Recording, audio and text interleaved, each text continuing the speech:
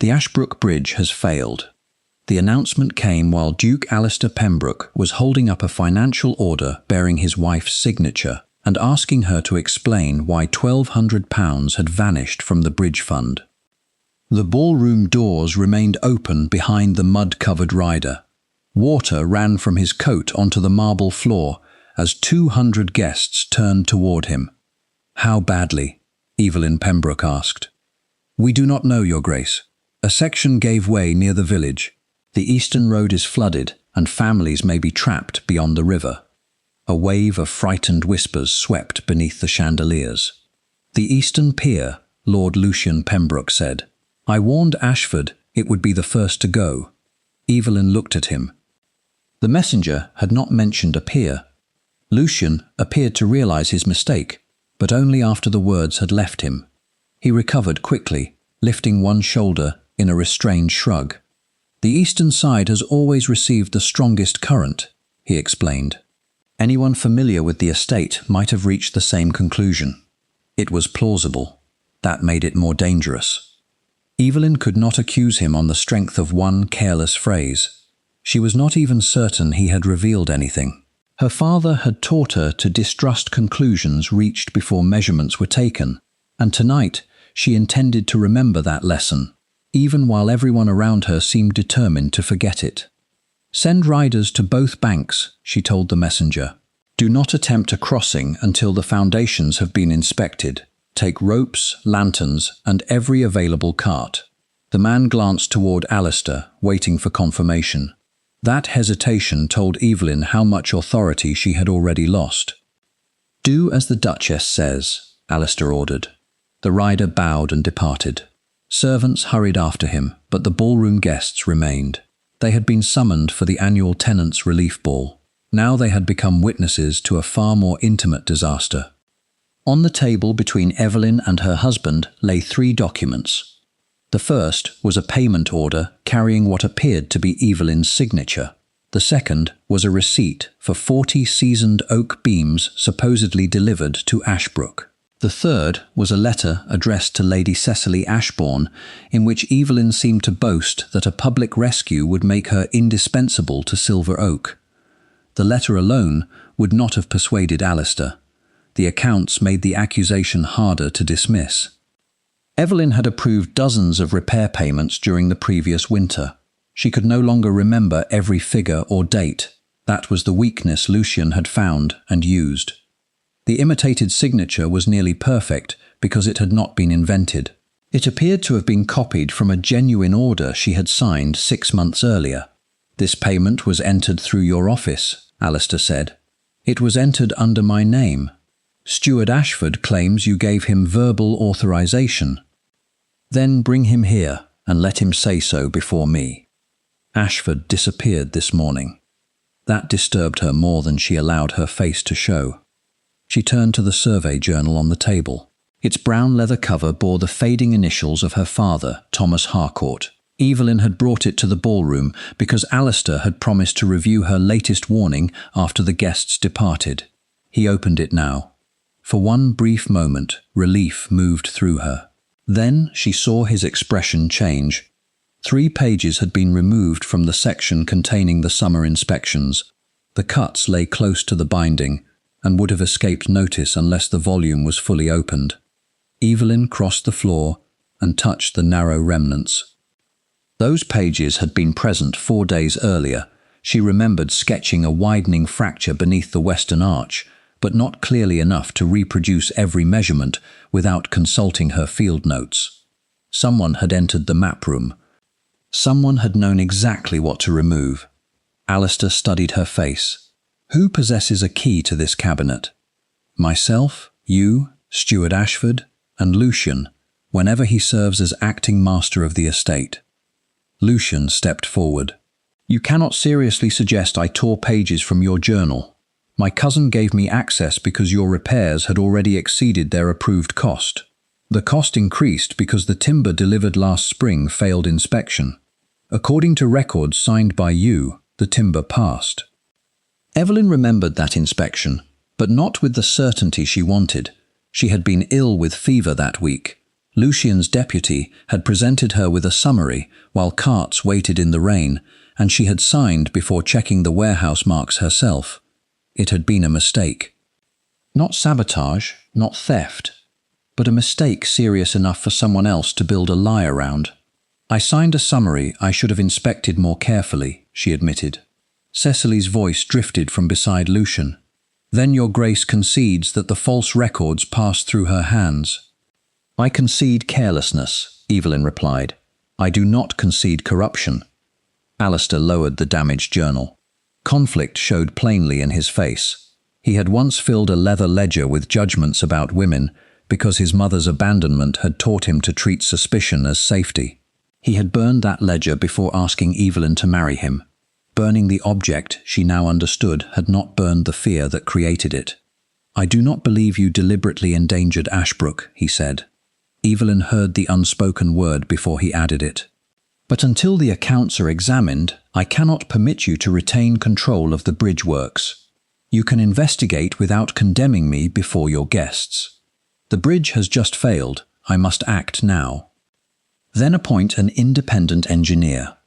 Alistair looked toward Lucian. Evelyn's heart sank.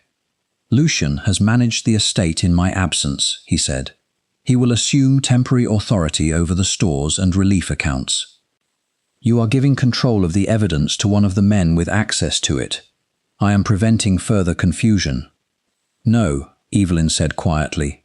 "You are choosing the explanation that frightens you least." Silence settled over the ballroom.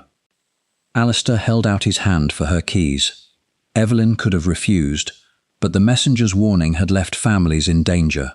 A public struggle would waste the little time Ashbrook possessed. She removed the silver ring from her waist and placed it in her husband's palm. Alistair passed it to Lucian. That was not fear acting without his consent. It was a decision.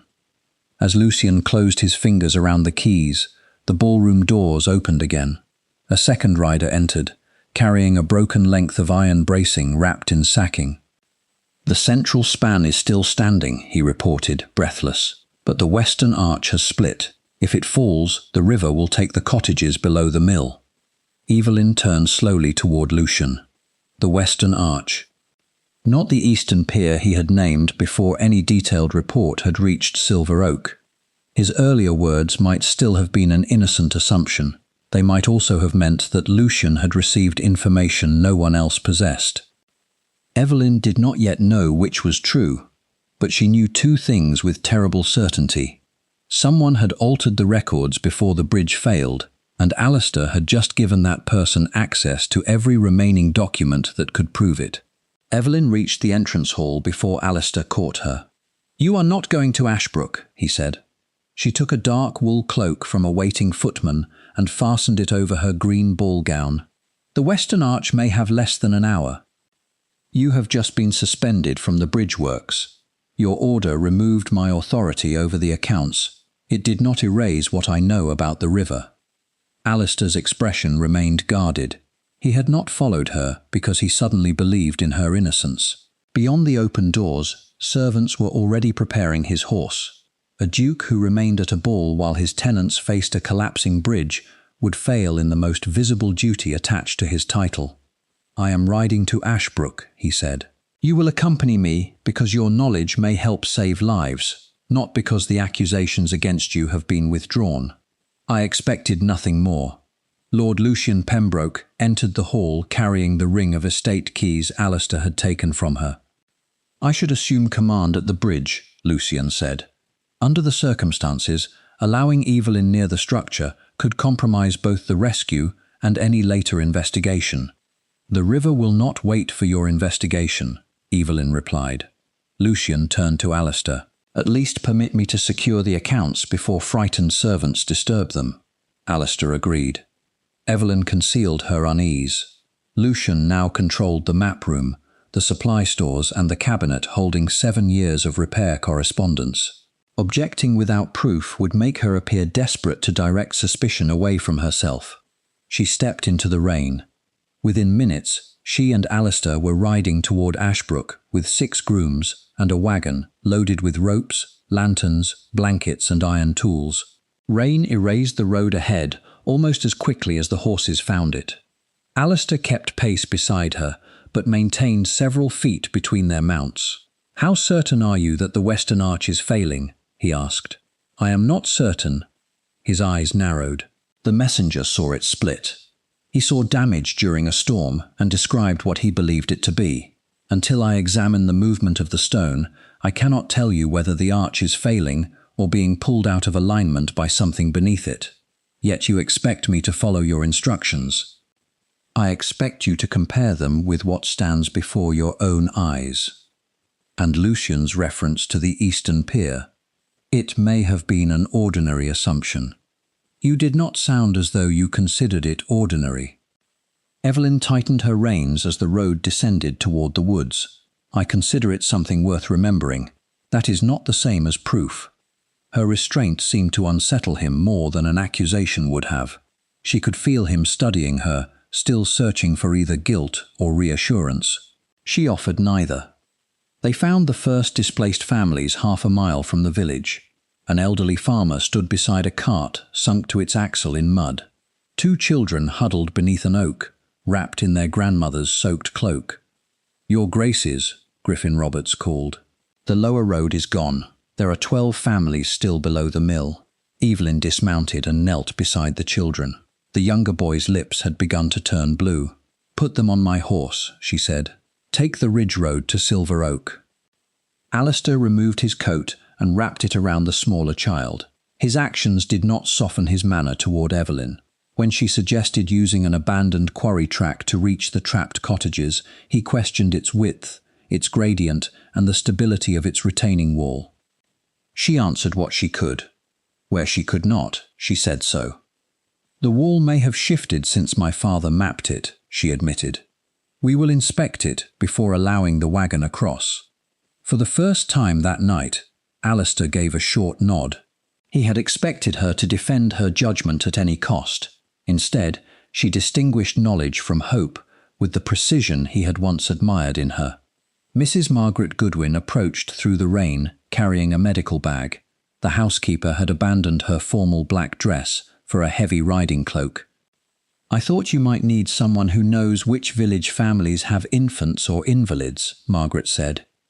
Relief passed through Evelyn. Margaret had trusted her long before she became a duchess, when she had still arrived at the servants' entrance with her father's rejected petitions beneath her arm. "Take these children to the hall," Evelyn said quietly. "Then preserve every duplicate repair order copied by the household clerks this year." Alistair heard her. "You are continuing your investigation. I am preventing records from disappearing. If they prove me guilty, you will still possess them. And if they do not, then the person who altered the accounts will have less opportunity to correct his mistakes." Alistair's face hardened, but he did not forbid Margaret from acting. They reached the ridge above Ashbrook shortly afterward. Below them, lanterns moved along the river like scattered sparks. The central span remained upright, but water rushed through a widening break between the western arch and the roadway. Evelyn descended the slope on foot. She stopped where the ground remained firm and studied the damaged structure through the rain. The downstream parapet had twisted toward the bank. Several foundation stones had shifted sideways rather than sinking toward the deepest part of the channel. Alistair joined her. "If floodwater undermined the base," Evelyn said, "the arch should be settling toward the center of the river. But it is moving in the opposite direction," he observed. "Yes. What could cause that? Pressure from a blocked drainage channel or the removal of support material along the outer foundation? You believe someone weakened it. I believe neglect alone does not explain the direction of movement." Alistair stared at the bridge. For the first time, his suspicion was confronted by something neither a forged signature nor a frightened memory could easily dismiss. Evelyn saw the moment he began to reconsider, but it was not trust yet. It was only the first fracture in his certainty. A shout rose from below. Two villagers were carrying an unconscious man away from the mill. Evelyn recognized Steward Ashford by the silver buttons on his coat, the same man who had disappeared after claiming she verbally authorized the missing payment. There was blood at his temple. but the wound was shallow. Evelyn and Margaret moved him beneath a canvas shelter and removed his wet outer coat so he could breathe more easily. Ashford's boots were coated in ordinary river clay. Beneath it, lodged inside the narrow groove of his right heel, Evelyn noticed a paler substance. She scraped a small amount onto her glove. It was not river silt. Its texture was fine and chalky, mixed with the faint blue grit used in the new lime compound recently laid around the map room's damaged hearth. Evelyn remembered complaining that the material clung to her shoes for hours after every visit. "Ashford was inside the map room today," she said. Alistair crouched beside her. "He worked at Silver Oak. That proves nothing. The servants' corridor was cleaned before the ball. This compound remains soft, only near the hearth, behind the locked inner door." Margaret lifted Ashford's coat to place it beneath his head. Something hard shifted inside the lining near the lower seam. The stitching there was newer than the rest. At Alistair's order, Margaret opened the loose seam with a small pair of medical scissors. From between the outer wool and silk lining, she drew a brass key wrapped in oilcloth. Evelyn recognized it, but she did not touch it. The map cabinet had 2 keys. One had been on the ring surrendered to Lucian. The other had disappeared 6 months earlier. Alistair stared at the concealed key while rain hammered against the canvas above them. Then Ashford's eyes opened. He saw the key in Margaret's hand and tried to rise despite the blood running down his face. "Do not take it back to the hall," he gasped. "Lucian knows where the remaining records are." Ashford struggled against Margaret's hand. "You must listen," he said. "The repair ledgers." His words dissolved into a violent cough. Each breath produced a faint rattle inside his chest. "Do not force yourself to speak," Margaret warned. "There are copies," he persisted. "Old mill office, beneath the floor." His eyes closed before he could explain further. His body went slack beneath the canvas. "He is alive," Margaret said after checking his pulse, "but he needs warmth and a physician immediately."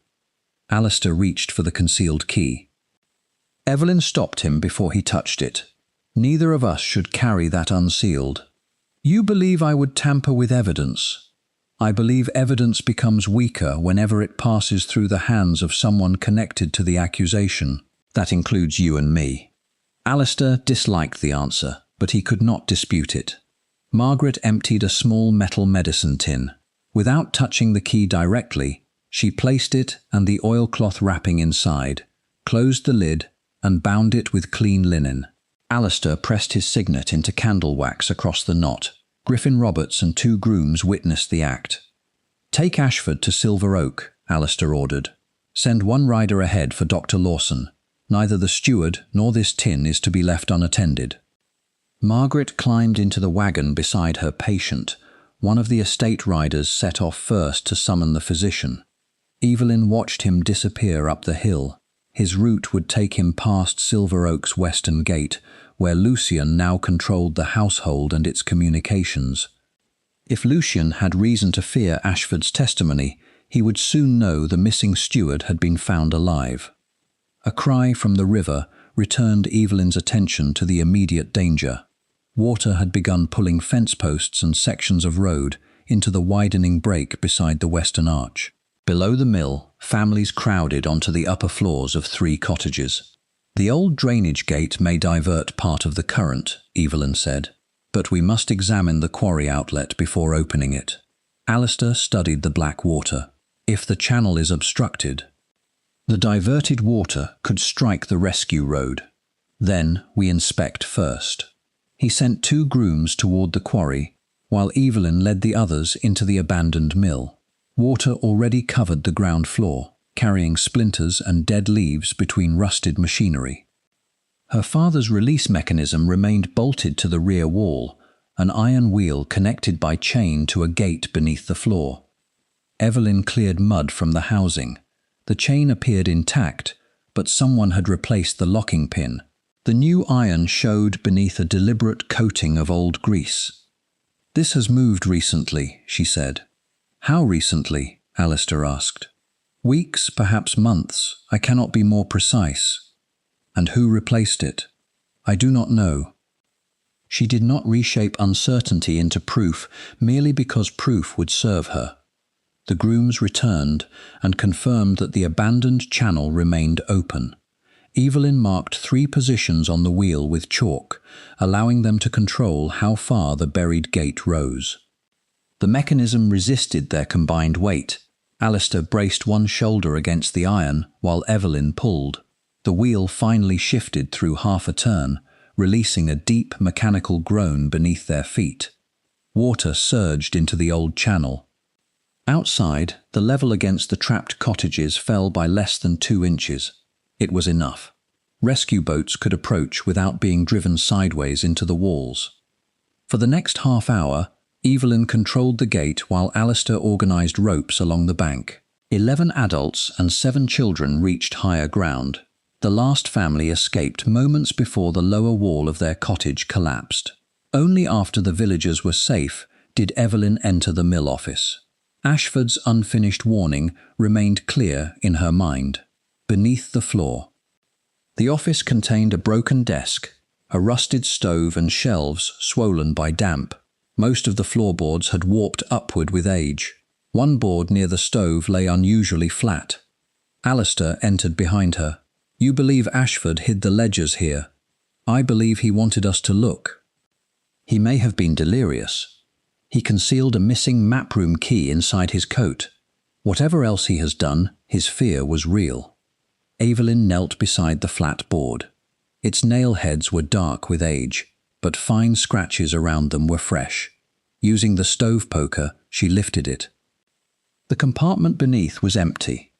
A short length of blue and white cotton twine remained caught on a splinter. Silver Oak's archive clerks used the same material to bind documents by financial year, but hundreds of similar bundles existed throughout the estate. Beside it lay 3 shallow impressions in the damp wood, as if a heavy metal document box had rested there until recently. Alistair crouched beside her. Someone removed it, he said. Or Ashford lied about what was hidden here. You do not believe that. I do not yet know enough to believe either explanation. He examined the scratches around the nails. These marks are recent. Yes, but recent might mean yesterday or 3 weeks ago. Alistair looked toward the open door, where the river reflected the villagers' moving lanterns. If documents were hidden here, he said, the person who removed them knew where to look. Which means Ashford told someone, or someone followed him. For several seconds, neither spoke. You signed the timber summary, Alistair said at last. It was not an accusation this time. It sounded more like a man testing the boundary between 2 unbearable possibilities. Yes. The missing payment passed through your office. Pages vanished from your journal. Your cabinet key was hidden in Ashford's coat. All true. And yet the direction of the bridge's failure does not match ordinary neglect. No. His gaze settled on her face. If you are innocent, someone has constructed this accusation from real mistakes, genuine documents and access available only to people inside my household. Evelyn heard fear beneath his control. That is what I have been trying to make you consider. Hoofbeats sounded on the quarry road. The riders did not arrive by chance. A young groom came running into the mill ahead of them. Evelyn recognized him as one of the men who had escorted Ashford's wagon towards Silver Oak. Your Grace, he said to Alistair, breathless. Lord Lucian stopped us near the western gate. He ordered me to report where the steward had been found and what he had said. Why did you obey him? Alistair demanded. He carried the estate keys and said he was acting under your authority. Evelyn looked toward the road. Lucian had not known about the compartment beneath the mill office floor, but the moment his men reported that Ashford had survived and had spoken of records hidden at the mill, Lucian had gathered constables and ridden directly there. That was not coincidence. It was containment. Lord Lucian Pembroke entered the mill yard accompanied by Lady Cecily Ashbourne, 2 constables and 4 armed estate riders. The silver ring of keys remained secured at his belt. His gaze passed over the open floorboard. For a fraction of a second, relief appeared in his eyes when he saw the compartment was empty. Then his expression returned to solemn concern. "Thank God you are unharmed, cousin," he said. "When I learned Ashford had been found here, I feared Evelyn might persuade him to alter his testimony." "You ordered my rider to reveal what an injured witness had said," Alistair replied. "I acted to preserve the integrity of your investigation. You came with constables before speaking to me, because of what Cecily discovered after you left." Lady Cecily carried a sealed envelope beneath her cloak. She offered it to Alistair, but did not approach Evelyn. "It was hidden inside the Duchess's private desk," Cecily said. Alistair did not immediately accept it. "How did you enter her desk?" "Lord Lucian now holds the household keys.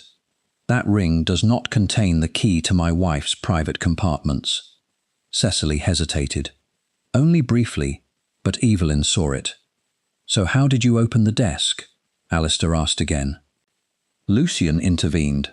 The lock was not secured. Evelyn knew that was false. She had locked the desk herself before entering the ballroom.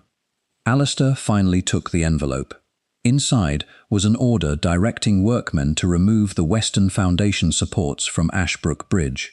The document bore Evelyn's signature. Below it appeared the unmistakable impression of her personal seal. Alistair's face lost all colour. He did not condemn her. He looked from the seal to Evelyn, then toward Lucian and Cecily. If the order was genuine, his wife had betrayed him and endangered an entire village. If it was forged, someone inside his family possessed access not merely to Evelyn's accounts and journals, but to the private seal kept in her locked desk, and had manipulated the Duke of Silver Oak before 200 witnesses. Either answer threatened to destroy his house. "Where is my seal now?" Evelyn asked. Lucian's eyes shifted toward Cecily. It was the smallest movement, almost nothing, but Alistair saw it too. Cecily's hesitation lasted no more than a heartbeat, but in that heartbeat, Evelyn understood that the forged order had not been meant merely to accuse her. It had been designed to force Alistair into acting before he could examine how the document had been obtained. "My seal is kept in a rosewood box inside the locked drawer of my writing desk," Evelyn said. "If the drawer stood open, bring the box here." Lucian's expression remained composed. "The safety of the villagers must take precedence over a search for personal possessions. You considered the matter urgent enough to search my desk, summon constables and ride through a flood," Evelyn replied. "Surely you had time to secure the object supposedly used to authorize the destruction of a bridge." Alistair folded the order without taking his eyes from his cousin. "Where is the seal, Lucian? At Silver Oak, I presume. You searched the desk. Cecily discovered the document." Alistair turned to her. Cecily gathered her wet cloak more tightly around herself. The lower drawer was already open. "I saw the envelope beneath several household papers, but I did not notice a box."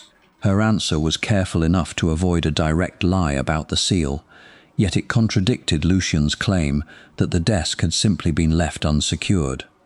Evelyn might have pressed the contradiction, but a deep cracking sound rolled across the water. Everyone in the mill yard turned toward the bridge.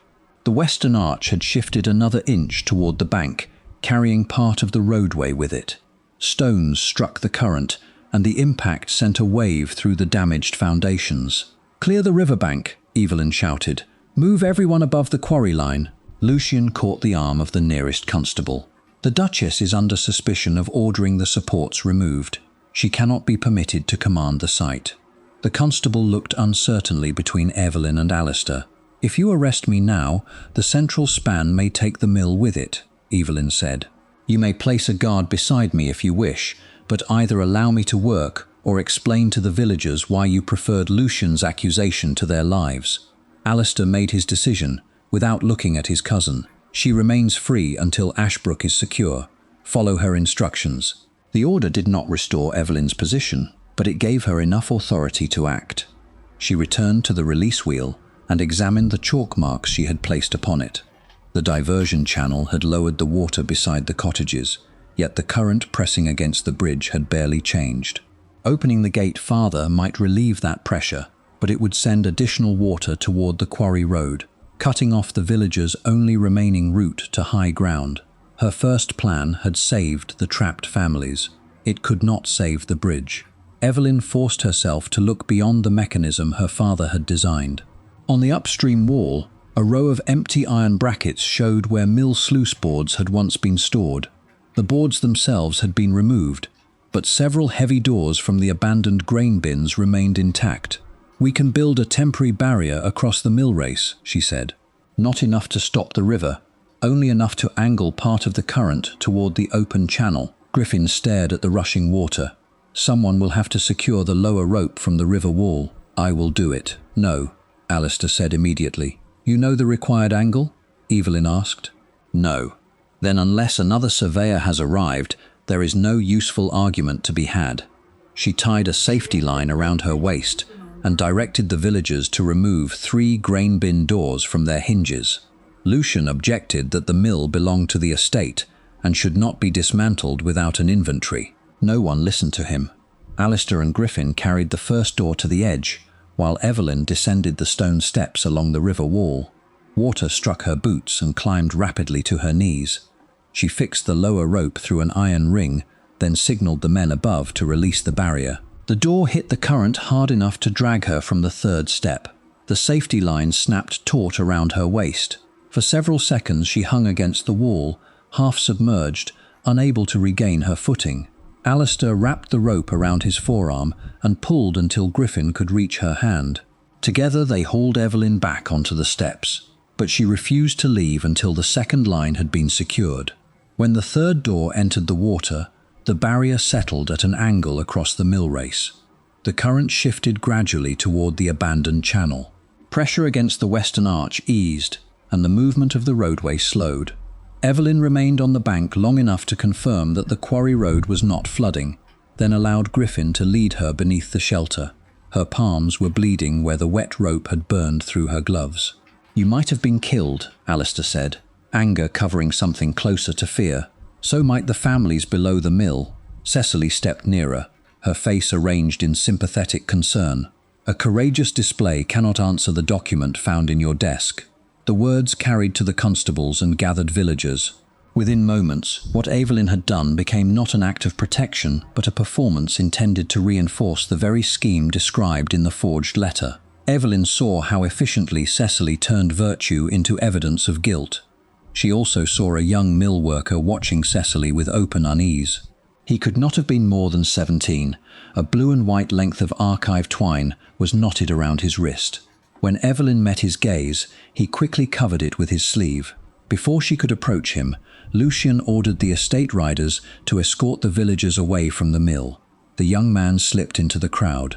Alistair opened the forged order again beneath a lantern. "You said your seal never leaves the rosewood box." "It does not." "Who has seen you use it?" "Margaret, my secretary, and occasionally Cecily, when she assisted with charity correspondence." Cecily stiffened. "Half the household has watched the Duchess seal letters." "Watching it and possessing it are different things," Evelyn said. Alistair turned the paper toward the light and examined the wax more closely. A genuine impression would prove only that someone had obtained the seal, not who had pressed it, but he now had an opportunity to test a fact rather than surrender to fear. "We return to Silver Oak together," he decided. "The desk, the lock, and the rosewood box will be examined in the presence of witnesses. No one is to enter Evelyn's rooms before us." Lucian's confidence faltered. "The bridge remains unstable. Surely dawn would be safer." "You rode here through the same storm because you considered this evidence urgent," Alistair said. "It remains urgent." A frightened voice came from behind the mill. The young worker with the twine around his wrist stepped into the lantern light. One of Lucian's riders held him by the collar. "Caught him trying to leave by the quarry path," the rider said. Lucian looked at the boy, and all warmth disappeared from his face. "That is Samuel Reed. He was dismissed from the estate timber yard for theft." "No, sir," Samuel said, shaking so violently that his teeth struck together. "I was dismissed because I saw which wagon took the bridge timber." Lucian ordered the constable to seize him, but Evelyn moved between the boy and the officer. Protecting a dismissed labourer accused of theft would deepen every suspicion already surrounding her, yet abandoning him would deliver the only new witness into Lucian's control. "He remains beside me," she said. Samuel stared at her bleeding hands, then reached beneath his shirt and removed a small wooden tally stamped with the number of a silver oak supply wagon. "I took this from the driver," he whispered. "The wagon did not go to Ashbrook. It carried the sound oak north and brought the burned timber back." Lucian's face went still. Alistair held out his hand for the tally, but Samuel recoiled. "Not him," the boy said. "The last man who promised to protect my evidence was Steward Ashford, and Lord Lucian nearly killed him for it." Samuel's accusation left the mill yard silent except for the river striking the temporary barrier. Alistair did not take the wooden tally by force. "Give it to the constable," he said. Samuel tightened his fist around it. "Lord Lucian pays the constables." One of the officers stepped forward indignantly, but Alistair stopped him with an upraised hand. "Then it will be sealed before witnesses, as the key was." Evelyn asked Griffin for another metal container. Samuel placed the tally inside, only after she promised that its wagon number would be copied in front of everyone present. The mark read SO47. Griffin repeated it aloud, while Alistair wrote it on the reverse of the forged order. Lucian watched them with controlled contempt. A dismissed thief produces a piece of wood and names the man responsible for his disgrace. That is not testimony, it is revenge. "Then you should welcome an independent inquiry," Evelyn said. "I welcome anything that establishes the truth, including an inspection of wagon 47. Lucian's silence lasted a fraction too long. Cecily intervened before he could answer. "Surely the wagon itself is less urgent than the Duchess's seal. If her box is empty, this boy's story changes nothing." Alistair ordered everyone back to Silver Oak. Samuel would ride between two estate grooms rather than with Lucian's constables, while Griffin carried the sealed tally in full view of the party. Evelyn approved of those precautions, but another decision concerned her more. The damaged bridge continued shedding small fragments into the water, and Lucian argued that the surviving arches might create a barrier of debris capable of flooding the village. "The remaining span must be pulled down before dawn," he said. "The estate engineers can use chains from the northern bank." "Not until the western foundation is inspected," Evelyn replied. "Its direction of movement may prove that support material was deliberately removed, or it may collapse while you preserve it as evidence. We can evacuate the lower bank and secure the site until daylight." Lucian turned to Alistair. "You have already seen what hesitation costs. If the river rises again, every cottage we just saved may be lost." It was a calculated argument because it made caution appear indistinguishable from negligence. Alistair looked toward the fractured roadway. He had witnessed its unnatural movement, but he had also seen the river nearly take Evelyn from the mill steps. Fear for his tenants, fear of another collapse, and fear that his wife might still be guilty pressed him toward the same instinct that had governed the ballroom. Act first, examine later. Evelyn saw the decision forming. "If you destroy the foundation tonight," she said, "we may never determine why it failed. If I leave it standing and the village floods, the reason will offer little comfort to the dead. Those are not the only choices. Give me until sunrise. You no longer command the bridge works. Then command wisely in my place." The words struck him, but they did not stop him. Alistair took a writing case from one of the estate riders and drafted an emergency authorization permitting the engineers to dismantle any part of Ashbrook Bridge judged dangerous. Evelyn read the order over his shoulder. It contained no requirement to sketch the fractures, preserve the displaced stones, or record where the timber had been found. "Add an independent inspection before demolition," she said. "There is no independent engineer within reach tonight." "Then require the materials to be preserved." Lucian gave a humorless laugh. "Shall we number every stone while the river carries houses away?" Alistair dipped the pen again, but did not add Evelyn's condition. He signed the order and pressed his ducal seal into the wax. Then he handed the document to Lucian. It was not merely a response to the storm. By placing the demolition under Lucian's authority, Alistair gave the man Evelyn suspected the legal power to dismantle the structure that might expose him. "Send the engineers," Alistair ordered. Remove only what threatens the village. Lucian bowed. Of course. Evelyn met her husband's eyes. You were given a chance to preserve the truth. I chose to preserve lives. You chose to let Lucian decide which parts of the truth are dangerous. Alistair's face tightened, but the order had already left his hand. They began the journey to Silver Oak shortly before midnight.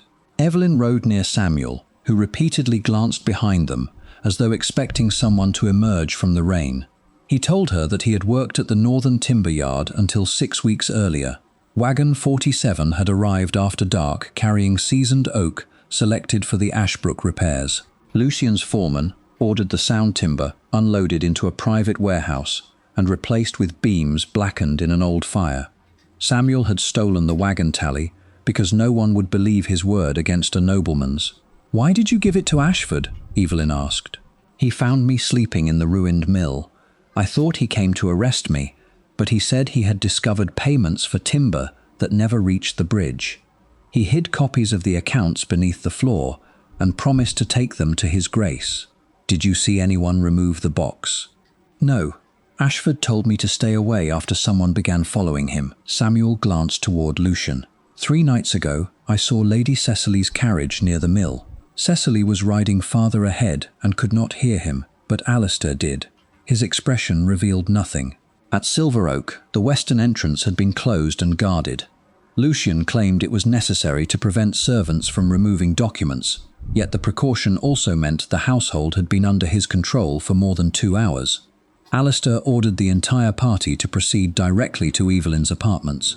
Her writing desk appeared undisturbed except for the lower drawer, which stood slightly open. There were no scratches around the lock. Whoever entered had used a key. Inside, the rosewood box remained in its customary place. Evelyn lifted the lid. The velvet hollow, where her personal seal belonged, was empty. Alistair turned toward Cecily. "You said you did not notice this box. I was concerned only with the envelope. Yet the forged order was supposedly beneath other papers in the same drawer." Cecily's composure began to crack. "Are you accusing me because your wife has filled your mind with suspicion?" "I am asking how you overlooked an open box 6 inches from the document you claim to have found." Before she could answer, a stable hand rushed into the room. Wagon 47 had been discovered behind the northern warehouse, but its identifying plates had recently been removed. More troubling still, Samuel was no longer with the grooms assigned to guard him. One of Lucian's constables had presented Alistair's written order and taken the boy away for questioning. "I issued no such order," Alistair said. Evelyn crossed to the window. Beyond the rain-streaked glass, an orange glow had appeared above the trees in the direction of Ashbrook. The light grew brighter as they watched. Someone had begun demolishing the bridge, but the flames were rising from the old mill where Ashford's hidden records had been kept. Evelyn fastened her cloak with hands that still burned from the rope. Alistair ordered Captain Webb to keep Lucian and Cecily confined, then followed her into the courtyard. "You are not riding north after Samuel," he said. "I have sent 6 armed men. I am going to Ashbrook. If the release chain fails, Griffin and the demolition crew will be trapped between the mill race and the river." Alistair called for their horses. They rode through rain, illuminated by an orange glow above the southern woods. Behind them, Silver Oak's gates closed under armed guard. Ahead, the fire grew bright enough to stain the low clouds. They found the quarry road partially submerged. Water had already crossed it in 2 places, confirming Evelyn's fear that the drainage gate was closing. At the mill, flames had consumed the mechanism room roof. Burning timbers fell into the race, sending showers of sparks across the river. Griffin and Captain Rowan stood on the western bank shouting orders to labourers attached by ropes to the bridge. A heavy chain ran from a team of draft horses to the damaged central span. "Stop the pull!" Evelyn cried. Rowan signalled the drivers, but a second team farther downstream continued moving. Their chain did not lead to the central span. It disappeared beneath the water beside the outer foundation, the very area Alistair's order had forbidden anyone to disturb. The river tightened it until it hummed. "Who attached that line?" Alistair demanded. Rowan pointed toward a foreman in an estate rain cape. "He brought an amendment carrying your seal. It ordered us to pull the loose foundation stones before the mill fire reached the bridge. I issued no amendment, the foreman ran. 2 guards pursued him into the darkness, but Evelyn remained focused on the chain. If the horses continued another 20 feet, they would tear away the remaining support and drag the western arch toward the bank. The collapse would release a wall of debris against the workers below. "Cut the harness," she shouted. Griffin reached the downstream team first, but the foreman's accomplice struck one of the horses with a whip. The terrified animals lunged, the chain snapped taut, and the roadway shifted with a grinding roar. Griffin fell beneath the traces. Alistair drew his pistol, but could not fire without risking the horses or the men around them. He ran into the mud, seized the lead animal's bridle, and was dragged several yards before Captain Rowan reached the opposite side. Together, they forced the team toward the riverbank, reducing the strain long enough for a labourer to cut one leather trace. Evelyn scrambled down the embankment toward Griffin. His leg was pinned beneath a wooden crossbar, and stones had begun falling into the water behind him. The rational choice was to leave him until the chain had been released. The human choice was impossible to ignore. She wedged an iron lever beneath the crossbar and called 2 villagers to help. On the 3rd attempt, they lifted it high enough to pull Griffin free. A falling stone struck the place where his head had rested seconds earlier. "The release gate," he gasped. They jammed it before setting the fire. Evelyn looked through the burning doorway. The heat had driven everyone back, but she could see the iron wheel turning slowly in the wrong direction. The weight of the water was forcing the damaged mechanism closed. If the gate dropped completely, the full current would return to the bridge while the outer support remained under tension. "There is an emergency brake beneath the upper platform," she said. "My father added it in case the primary chain failed." Alistair stared into the flames. "Can it be reached?" "From the rear wall, but someone must hold the brake while another locks the ratchet. Tell me how." "You cannot see the markings through the smoke." "Then you will guide me. You may not return." His expression changed. "That possibility did not stop you from entering the river." It was not absolution, nor did Evelyn mistake it for trust. Alistair had endangered the bridge by authorizing demolition before the evidence was secured. Now he was choosing to face the consequence rather than order another man into it. Evelyn wrapped wet cloth around her mouth and led him through the rear doorway. Smoke erased the room beyond a few feet. She found the upper platform by touch, then located the emergency lever beneath layers of grease. Alistair held it down while she searched for the ratchet pin. The original iron pin was missing. Someone had removed it before the fire. Evelyn could not fabricate another in time. Through the smoke, she saw the silver chain securing Alistair's watch beneath his coat. "Give me your watch." He obeyed without asking why. She tore the chain free, doubled it through the ratchet housing, and twisted it around the nearest iron brace. The silver would not endure the full pressure for long, but it held the brake long enough for the gate to remain partially open. They escaped as the roof collapsed behind them. Outside, Captain Rowan had severed the downstream chain. The western arch stopped moving, but too late to save it. A deep fracture opened from the foundation to the parapet. The remaining section of roadway folded into the river, taking Alistair's newly commissioned relief crane and half the stored rebuilding materials with it. Silver Oak had lost its only direct crossing, its mill, and nearly the entire stock purchased for winter repairs. The loss was not accidental punishment. Alistair's signed demolition order had supplied Lucian's men with the lawful activity, equipment, and confusion needed to complete the sabotage. Had Alistair preserved the site until daylight, no chain team would have been present for them to exploit.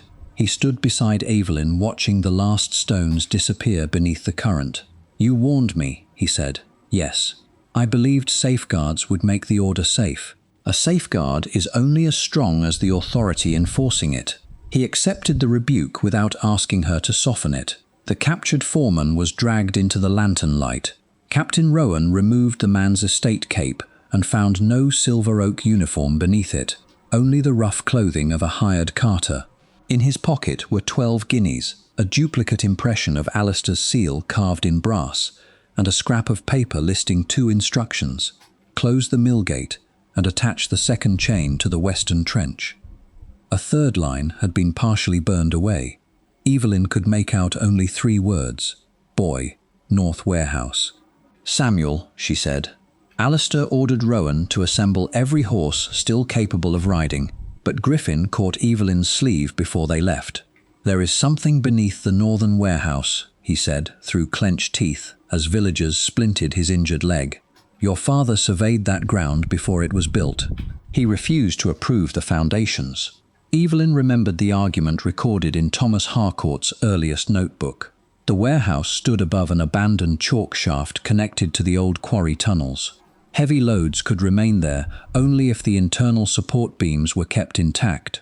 Burn those beams, and the entire building would collapse into the shaft, burying everything inside beyond recovery. The stolen oak, Ashford's ledgers, and Samuel could all disappear in one engineered accident. Alistair mounted his horse. How long would a fire take to weaken the supports? Evelyn looked toward the northern hills, where the storm wind was strengthening. "If they have already soaked the beams in oil, less than an hour." A single red flare rose above the distant trees, the prearranged signal of Silver Oak's northern watch. Then a second flare followed, meaning the warehouse doors had been barred from within. Alistair and Evelyn reached the northern warehouse with 8 guards 20 minutes after the second flare. Smoke curled beneath the eaves, but no flames had yet broken through the roof. The main doors had been secured from inside with an iron bar, and Samuel's cries could be heard somewhere beyond them. Captain Rowan's men drove their shoulders against the doors without moving them. "Break the hinges," Alistair ordered. Evelyn stopped the guards before they swung their axes. The building stands over an abandoned chalk shaft. Repeated blows may bring down the front wall before the fire weakens the supports. Alistair looked at the smoke gathering above the roof. "Then how do we enter?" Evelyn dismounted and crossed to the eastern foundation. Her father had refused to approve the warehouse because its builders ignored an older network of quarry tunnels beneath the hill. As a child, she had copied his maps without understanding why he insisted that she learn every abandoned passage on the estate. Now she searched the limestone base until she found a narrow ventilation opening almost concealed by weeds. Warm air poured through it. "This connects to the lower shaft," she said. "If the retaining wall has not collapsed, the tunnel should emerge beneath the loading floor." Rowan examined the opening. "A grown man will not fit." "I will." Alistair caught her arm. "You have already been dragged through a river and nearly trapped inside one fire. Samuel has less time than we do." "Then I will widen the opening. Axes against this wall may destabilize the foundation. I need you above ground, keeping everyone away from the southern corner. If it begins to settle, that side will fall first." He wanted to refuse. Evelyn saw it in the tension of his hand. But command over her movements was one of the powers he had abused, and he seemed finally to understand that protecting her did not entitle him to overrule her knowledge. "Tell me what you require," he said.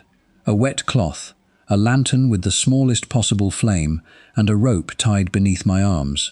If I pull 3 times, haul me back immediately." Alistair secured the rope himself. Before she entered, Evelyn fixed him with a steady look. "You will follow my signals even if you believe you know better." "I will. That is the condition of my cooperation from this moment forward, not only tonight." His face tightened at everything those words implied. "You have my word." Evelyn crawled into the shaft. Chalk dust mixed with the mud on her gloves as the passage descended beneath the warehouse. The air grew hotter with every yard. Above her, timber creaked under shifting weight. She reached a retaining wall built from irregular limestone blocks and found that 3 had been removed recently, creating an opening into the warehouse cellar. Whoever prepared the fire had used the same tunnel to enter unseen. Evelyn squeezed through and emerged beneath the loading floor. Smoke obscured the rafters, but the flames remained confined to oil-soaked beams along the western wall. They had been arranged to burn inward, directing the collapse toward the center of the building rather than outward like an accidental warehouse fire. Samuel was tied to a support post near a stack of seasoned oak. Beside him stood the iron document box removed from the mill office.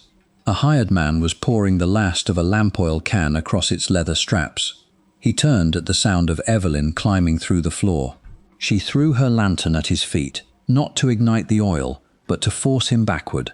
The flame went out beneath its metal guard, and he stumbled against a timber pile. Evelyn seized a loose marking pole and drove it into his injured knee. He fell, dropping the oil can. Samuel kicked it beyond his reach.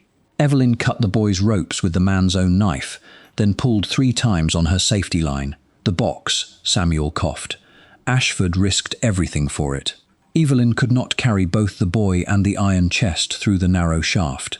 She refused to sacrifice a life for documents. You go first, but the proof, evidence can be rebuilt. You cannot. She tied the rope beneath Samuel's arms and signaled Alistair to pull. While the boy disappeared into the passage, Evelyn dragged the document box away from the burning supports. The hired man recovered enough to lunge at her. Before he reached her, part of the loading floor collapsed between them, opening a chalk-filled void. He fell to the level below, but caught a beam with both hands. Evelyn could have left him there. Instead, she pushed the marking pole across the gap. Take it. He stared at her in disbelief. If you want to live, take it.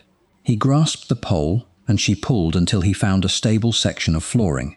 Saving him cost her the remaining minutes before the western wall began to fail, but it also created a witness Lucian had expected the fire to kill.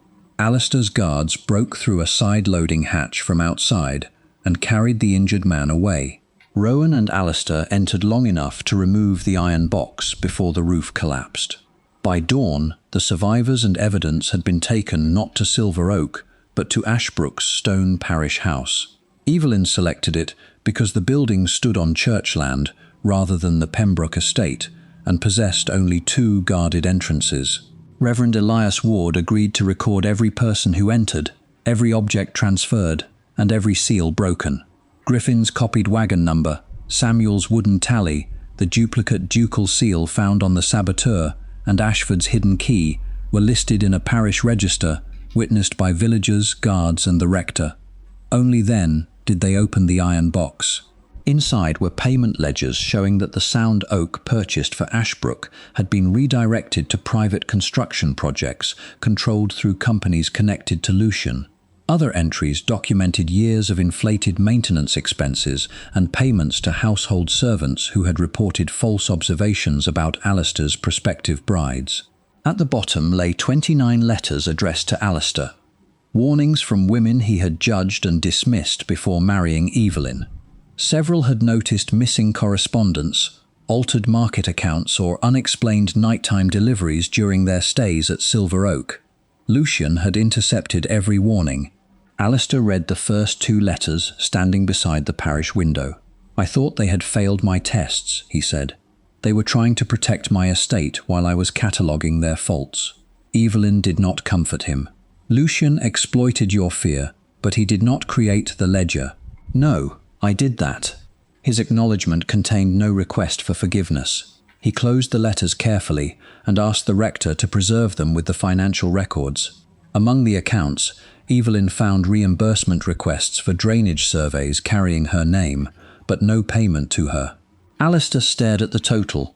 You financed these inspections yourself. Your council rejected them. I used my marriage allowance because the southern farms would have flooded, while the men on that council continued debating jurisdiction.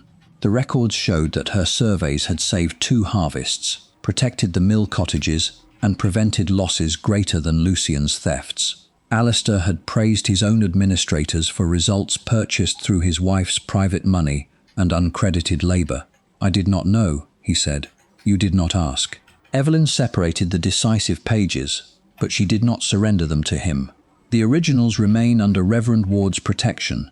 3 sworn copies will go by different routes. 1 to the county magistrate, 1 to my father's former engineering society, and 1 to a London solicitor who has never represented the Pembroke family.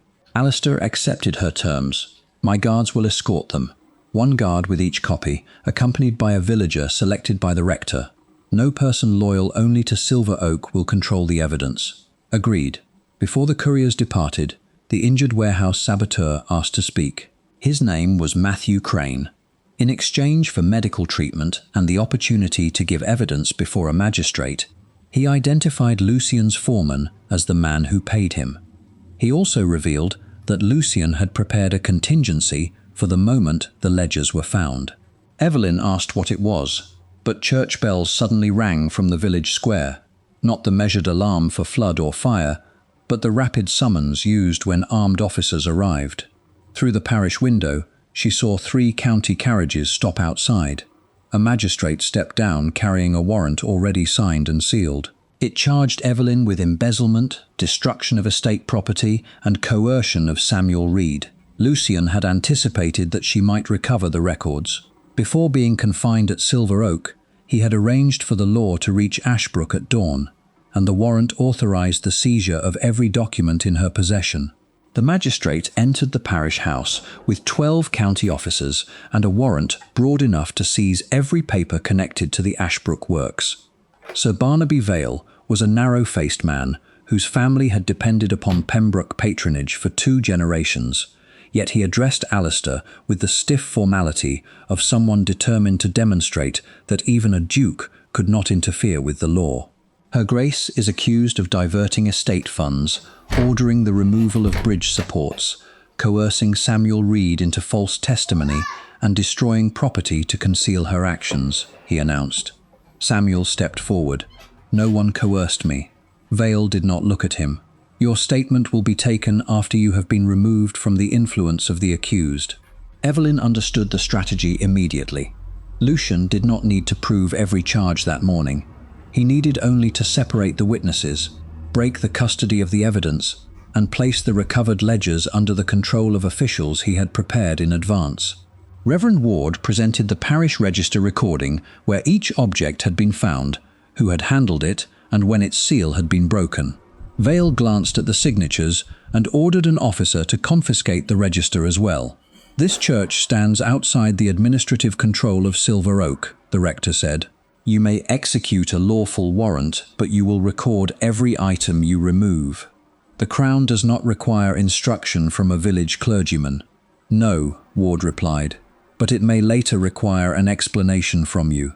The officers opened the iron document box and began transferring its contents into county cases.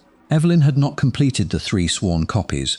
Only the wagon number, the list of recovered objects, and the first 2 financial pages had been transcribed before the officers arrived. The original ledgers, the 29 intercepted letters, and the accounts connecting Lucian to private construction companies passed into Vale's custody. Matthew Crane was taken outside before he could give a formal deposition. Samuel was placed in a separate carriage under guard. Evelyn objected, but Vale produced another order authorizing her confinement at Silver Oak's dower house until a preliminary hearing. That property belongs to the Pembroke estate, she said. You intend to place me under the authority of the family accusing me. It is a residence appropriate to your rank. It is an elegant prison controlled by Lucian's servants. Vale signalled the officers to proceed. Alistair stepped between them and his wife. Every guard in the room went still. He possessed enough local power to stop the arrest by force, but doing so would allow Lucian to claim that the Duke of Silver Oak obstructed justice to protect a guilty duchess. Evelyn saw him recognize the trap. I will not resist the warrant, Alistair said. But my wife will not be confined on Pembroke property. She will remain in the parish house under Reverend Ward's supervision until the hearing. You have no authority to amend a county order. Then record my refusal and send it to London with the rest. Vale's mouth tightened. Are you threatening the magistracy? I am surrendering the protection that has kept my household beyond outside examination. Alistair turned toward the assembled officers, villagers and clerks. Record this statement exactly. My private seal has been duplicated. Orders carrying my signature have been used to remove witnesses and interfere with the Ashbrook works. My administration failed to account for funds entrusted to it, and I authorized the demolition that enabled further destruction of evidence. I therefore request a Crown inquiry into Silver Oak's finances, my household officers, and every command issued in my name during the last 7 years. Lucian's scheme had depended upon Alistair protecting the reputation of his title. Instead, the Duke publicly placed that reputation at risk. A Crown inquiry could remove his control over estate revenues. expose his treatment of the 29 women, and destroy political alliances his family had cultivated for generations. It might also reveal failures for which no apology could protect him from financial liability. Vale's confidence faltered, but the warrant remained valid until challenged by a higher authority. He accepted Alistair's compromise only after Reverend Ward agreed to prevent Evelyn from leaving the parish grounds. The county officers departed with Samuel, Crane, and the principal evidence. Before the final carriage moved, Evelyn saw Cecily through its rain-streaked window. She had supposedly remained confined at Silver Oak, yet she now sat beside Vale's clerk with no guard and no restraint. Lucian was not visible. "They released her before reaching the village," Evelyn said. Alistair's face hardened. "Captain Webb would not disobey me. Then either your order never reached him, or someone overpowered the guard." A rider from Silver Oak supplied the answer less than an hour later. Lucian and Cecily had escaped after 2 household guards collapsed from drugged brandy. Captain Webb survived, but the duplicate seal, Evelyn's rosewood box, and Lucian's private correspondence had disappeared with them. By noon, printed notices appeared in 3 neighbouring towns describing Evelyn as a disgraced duchess who had manipulated a flood to conceal her theft. The notices included Samuel's supposed confession, though the boy had not yet been formally questioned. Lucian's version of the story was already moving faster than any correction Alistair could issue. Evelyn remained confined inside the parish house, while rain blurred the graveyard beyond its windows. The recovered proof was gone, her principal witnesses were in Vale's custody, and the public now believed her rescue of Ashbrook had been part of the crime. Alistair stood across the room, stripped for the first time of the easy authority attached to his name. "I can ride to London tonight," he said. "I will petition for intervention. By the time you return, Vale may have altered the ledgers and broken Samuel. Then tell me what remains." Evelyn looked at the 2 financial pages copied before the seizure. Neither contained Lucian's name. One recorded the purchase of 40 oak beams. The other showed their supposed delivery to Ashbrook under Wagon 47. Alone, they established only that timber had been bought and transported. She read the warrant again, forcing herself past its legal language. Vale had signed it shortly after midnight at the county seat, nearly 2 hours before the iron box was recovered from the burning warehouse. Yet one clause authorized seizure of the concealed duplicate bridge accounts bound in blue and white cord and maintained separately from the official Pembroke ledgers. Ashford had not completed that description aloud. Samuel knew the records were hidden, but had never seen their bindings. Evelyn and Alistair had found only a discarded piece of twine beneath the mill floor.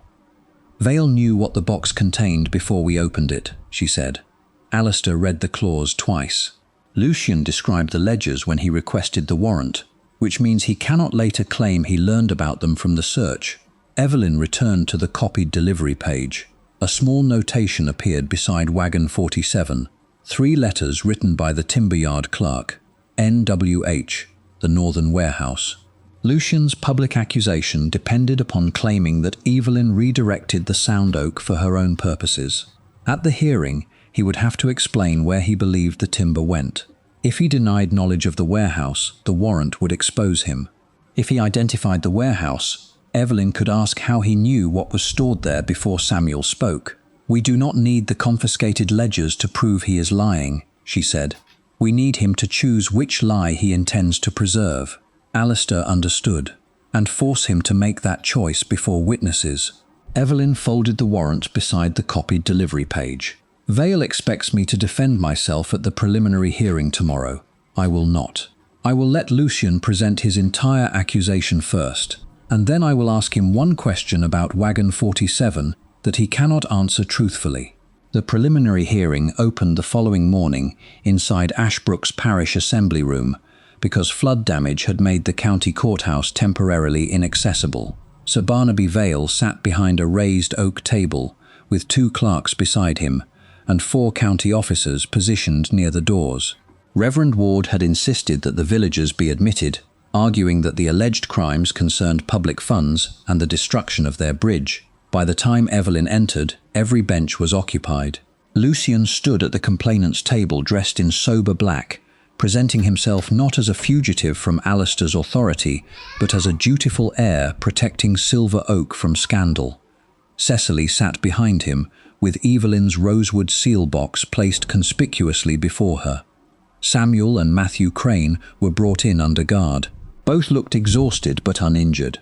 Evelyn had spent the night arranging what protection remained available to her. Reverend Ward made 3 copies of the suspicious clause in Vale's warrant and sent them by separate messengers to the bishop, a London solicitor, and the county's senior circuit judge. Griffin kept the sealed wagon tally beneath the parish altar, where its wax could be inspected without surrendering it to Vale. Margaret remained with Ashford at Silver Oak under the protection of Alistair's household guard. Evelyn also required that Samuel and Crane give their answers in the public room rather than privately before Vale's clerks. She could not prevent the magistrate from controlling the hearing, but she could make alteration of its record more difficult. Vale invited Lucian to present the accusation first. Lucian described Evelyn as an ambitious woman who had used her knowledge of engineering to create dangers only she could solve. He claimed she diverted sound oak from Ashbrook, substituted damaged timber, ordered workmen to weaken the western foundation, and then arranged a heroic rescue to secure greater control of the estate. Cecily testified that she found the order inside Evelyn's locked desk beside the empty seal box. A county clerk displayed the seized ledgers, but several pages identifying the northern warehouse were now missing. Vale declared that the gaps proved Evelyn had removed records before hiding the box beneath the mill. Samuel was asked whether Evelyn promised him money in exchange for accusing Lucian. No, he answered. Vale produced a statement carrying Samuel's mark and claiming otherwise. They held my hand against the paper, the boy said. I cannot read what they wrote above it. Matthew Crane was then brought forward. The warehouse saboteur had agreed to testify against Lucian, but now he stared at the floor and claimed he had never met him. Evelyn noticed bruising beneath his collar and did not press him. Lucian's narrative was coherent because it had been constructed from genuine weaknesses. Evelyn had signed the timber summary without inspecting the shipment. She possessed the expertise required to understand the bridge. Her seal had impressed the removal order, and her dramatic intervention during the flood could be presented as proof of foreknowledge. When Vale finally permitted her to respond, she did not begin by declaring herself innocent. Lord Lucian claims I sent the sound oak elsewhere and placed condemned timber inside Ashbrook Bridge, she said. To whom did I supposedly send it? Lucian answered without hesitation. Your father maintained professional contacts throughout Hertfordshire. The timber may have been sold through any number of them. Then you do not know where it went. You concealed the transaction. Evelyn placed the copied delivery page before the clerks. This records Wagon 47 leaving the northern timber yard. The notation NWH appears beside it. What does that abbreviation mean? Lucian glanced at Vale. I cannot speak to every clerk's notation. Yesterday, before Samuel identified the wagon, you called his tally an object he might have taken from anywhere. Do you still deny that Wagon 47 carried the sound oak to the northern warehouse? I deny knowing what that wagon carried. And before last night, you had no knowledge of records hidden beneath the old mill? None. Evelyn unfolded the copy of Vale's warrant. This warrant was signed at 12 minutes after midnight. The iron box was recovered from the northern warehouse nearly 2 hours later, yet the warrant describes concealed duplicate bridge accounts bound in blue and white cord and maintained separately from the official Pembroke ledgers. Who supplied that description? Vale interrupted. The source of information supporting a warrant is protected, not when the complainant has just denied possessing that information. A murmur moved through the villagers. Lucian's expression did not change, but his right hand closed against the table. Evelyn continued before Vale could silence her. Lord Lucian also identified the eastern pier as the point of failure before the first detailed messenger reached Silver Oak. At the mill, the actual damage showed that the western foundation had been pulled toward the bank. Hours later, men carrying a forged amendment in Alistair's name attached a demolition chain to that exact foundation. One of those men possessed a duplicate of the ducal seal. Lord Lucian How did you know which section of the bridge would fail before anyone at the hall had inspected it? Because I had read your earlier reports. The same reports you claim I falsified? He paused. It was the first visible break in his rhythm. Some portions may have been accurate. Then those reports should have led you to preserve the foundation, not demand its immediate destruction. Cecily rose. This is performance, not evidence. Evelyn turned toward her. You testified that my desk was unlocked and that you found the forged order inside. The lock bore no damage. You also claimed not to notice the rosewood box 6 inches from the envelope. Where did you obtain the key? The drawer was open. Then why did Lucian tell Alistair that the desk itself had been left unsecured before you had described its condition? Neither answered. Evelyn asked Alistair to come forward. He did not testify to her innocence. That conclusion was hers to establish. Instead, he authenticated his own failures. He confirmed that Evelyn requested an independent inspection, that he gave Lucian the estate keys despite her objection, that the order removing the foundation supports was not written by him, and that the genuine demolition authorization required Captain Rowan to preserve the Western Trench. He also admitted publicly that his earlier suspicion of his wife had made Lucian's accusation easier to weaponize. My fear supplied him with authority he had not earned, Alistair said. That is my responsibility, regardless of who forged the documents. Vale attempted to end the hearing, claiming the questions exceeded its preliminary scope. Reverend Ward stood and reminded him that copies of the warrant were already travelling beyond the county. If Vale closed the proceedings before explaining its impossible knowledge, that act would be recorded as well. Evelyn then requested the sealed wagon tally. Griffin retrieved it from beneath the altar and displayed the unbroken wax to the room. Before opening the container, Evelyn asked Lucian one final question. You say Wagon 47 never delivered sound oak to the northern warehouse. Will you swear that upon your family name? Lucian looked at the sealed tin, calculating what the tally could and could not prove. I will. And will you also swear that Steward Ashford never showed you the duplicate accounts or told you where he had hidden them? This time Lucian smiled. Ashford cannot contradict me. He was found half drowned, delirious, and carrying a key he stole from your cabinet. That was not my question. Then yes, Lucian said.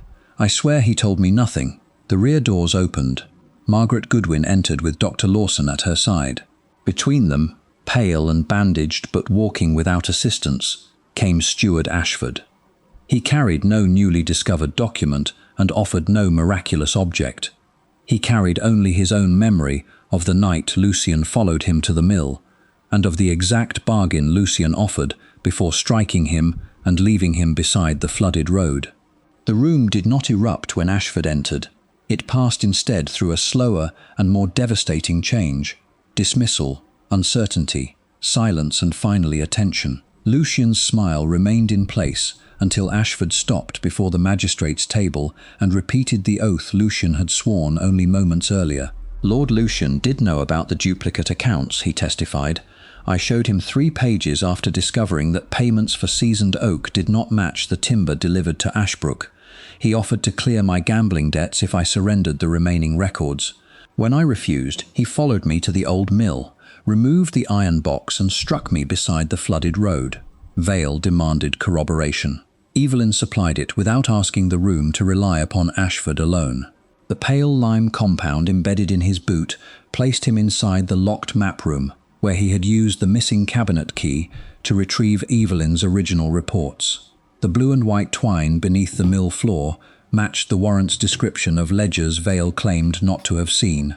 Samuel's sealed tally connected Wagon 47 to the northern warehouse, while the copied delivery page carried the same number and the notation NWH. Captain Rowan testified that a man using a duplicate ducal seal directed the demolition chain toward the western foundation. Matthew Crane, seeing that Ashford had survived and that Lucian's protection was collapsing, withdrew his false statement. He identified Lucian's foreman as the man who paid him to jam the drainage gate, burn the mechanism room, and destroy the warehouse supports with Samuel inside. Finally, Reverend Ward placed Vale's midnight warrant beside the parish timeline. It described the hidden ledgers before officers could lawfully have known they existed. The only possible source was someone who had seen the box before it was recovered. Lucian attempted to blame Cecily. Cecily answered by revealing the arrangement he had promised her. Once Alistair repudiated Evelyn and remained without a legitimate heir, Lucian would preserve his place in the succession, continue draining Silver Oak's repair funds, and use part of the stolen money to settle the Ashbourne family's debts. She admitted taking an impression of Evelyn's seal during charity correspondence, but insisted that Lucian supplied the copied signatures, the duplicate keys, and the men who exchanged the bridge timber. "You placed the forged order in her desk," Lucian said. "Because you told me the bridge would fail before dawn," Cecily replied. That sentence completed the chain. Lucian had not caused the storm, but he had converted predictable neglect into deliberate catastrophe. He diverted the sound oak, substituted condemned beams, removed support material from the western foundation, and altered the mill gate so the flood would strike the bridge at its weakest point. He then used Evelyn's genuine administrative mistake, Cecily's access to her seal, and Alistair's inherited fear of betrayal to make the woman most capable of exposing the scheme appear responsible for it. Vale attempted to adjourn the hearing, but 2 circuit officers arrived with the copy Reverend Ward had sent before dawn. They seized the altered ledgers from the county cases and placed Vale under formal inquiry for issuing a warrant upon undisclosed information, coercing Samuel's mark and permitting evidence to be removed. Lucian, Cecily and Crane were transferred into county custody.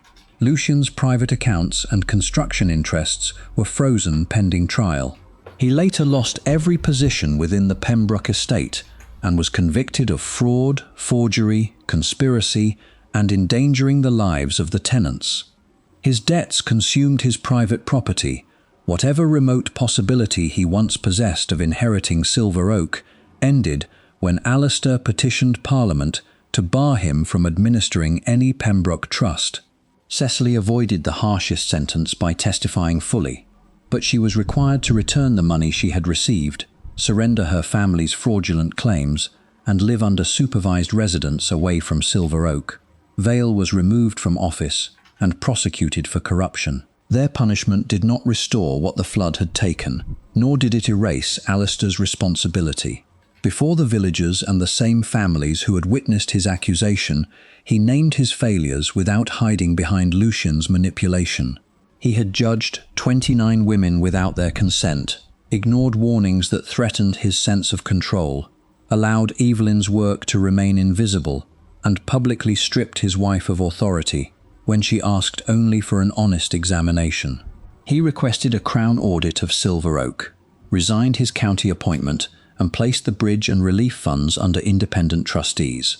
The inquiry cost him political influence, control over a significant portion of the estate's revenue, and the reputation of faultless command he had protected all his adult life. He wrote personally to each of the 29 women, corrected every false report preserved in his household records, and offered compensation to families harmed by Lucian's rumours. For Evelyn, he executed a separate legal settlement, securing her marriage allowance, professional income, and residence beyond his control. He endowed an independent Office of Roads and Waterworks, but he did not appoint its director. A council of tenants, engineers, and parish representatives unanimously chose Evelyn. Only after her reputation, money, and authority had been restored did Alistair ask whether she would return to Silver Oak Hall. "No," she answered. He accepted the decision without bargaining. For the following year, they lived apart. He sent her reports when requested, obeyed the council's limits, and never again entered her office without permission. His remorse did not entitle him to her company. His actions merely created the conditions in which she might someday choose it. The new Ashbrook Bridge was completed the following autumn from timber inspected at the yard, marked at delivery, and recorded in 3 independent ledgers. At its opening, Alistair stood among the villagers rather than upon the ceremonial platform. Evelyn wore the same green gown she had worn on the night he accused her, its damaged hem repaired but not concealed. In her hand hung the silver ring of estate keys once surrendered to Lucian. This time no man asked her to relinquish them. After the final inspection, she crossed the bridge alone, carrying her father's restored journal beneath one arm. Alistair waited on the opposite bank without stepping forward to claim her.